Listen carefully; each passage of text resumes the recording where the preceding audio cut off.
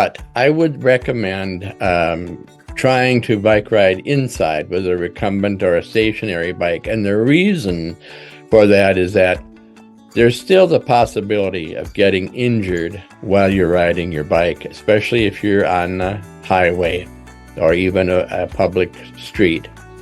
So you do have to worry about that. And the other thing you really have to be concerned about is not wearing headphones. You need your ears to know where traffic is.